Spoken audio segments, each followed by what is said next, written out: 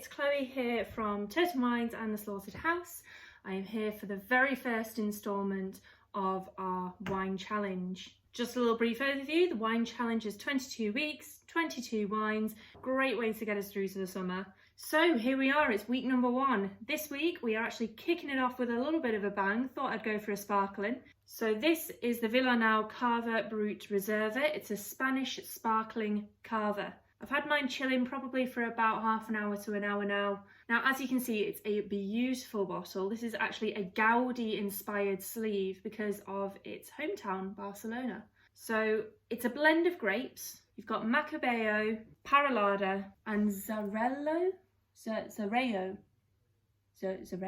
Now, when reading about this, it says that it spent 15 months aging on lees. I had to do a bit of research on that. So aging on lees is essentially where they let the yeast sit with the wine while it's fermenting for a certain length of time, and it adds a certain kind of depth of flavour to it. So I've had a few Cavas before, nothing as nice as this while I was at uni because it was the cheapest fizz going at the Tesco down the road from me. So I'm really quite looking forward to having a decent one. So I'm not going to read too much into the tasting notes. I'm going to go ahead, pop it open and see what I can taste. Oh, that was a good one. Ooh, a bit of a measure in there. Oh, now already I can see that that's really fizzy. Look out, look out. Oh. So in Turton Wines, we taste using the 5 S's. See, sniff, swirl, sniff and sip. So I'm going to start by having a little look. It's this gorgeous kind of pale yellow. I'm going to really stick my nose in for a sniff.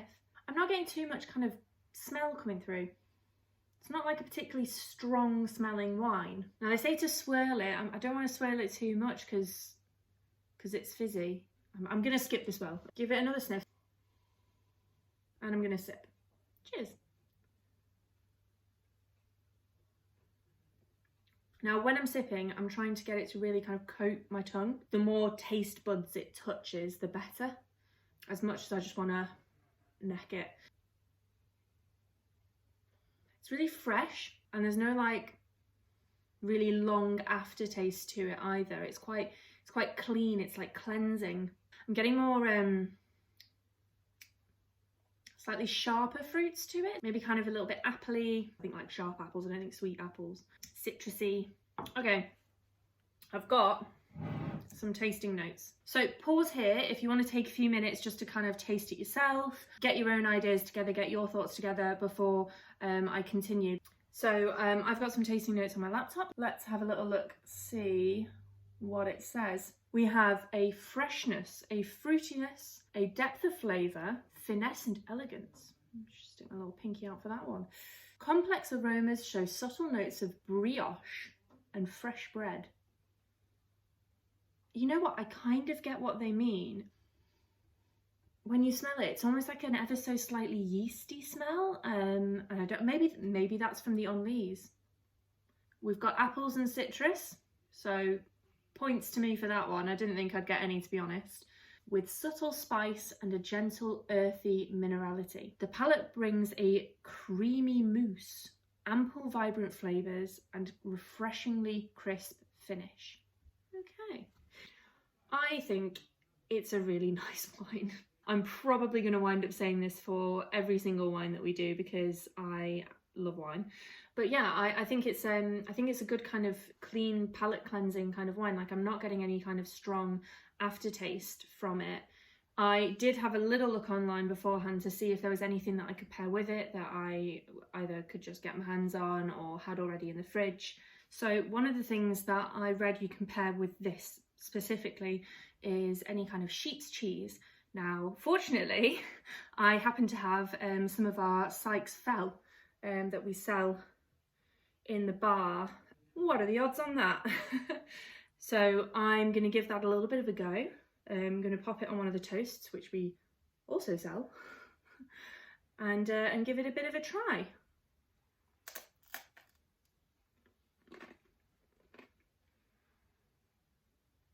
Oh, that's really nice.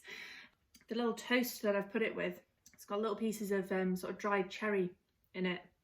So you've got that sweetness coming from the dried cherry. The Sykes Fell has a really kind of complex flavour to it. I don't know whether it's specifically because it's sheep's cheese or if it's, you know, the way that it's handled, the way that it's made, but It's got a really nice texture and like a really deep flavour. Because the Cava is such a kind of crisp, sort of almost cleansing, citrusy flavour.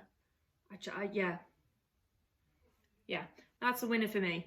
Now, other foods that I read that were particularly good for Cava, you've got things like artichokes and asparagus, which are apparently notoriously hard to pair with wine. You've also got eggs, which are a little bit tricky.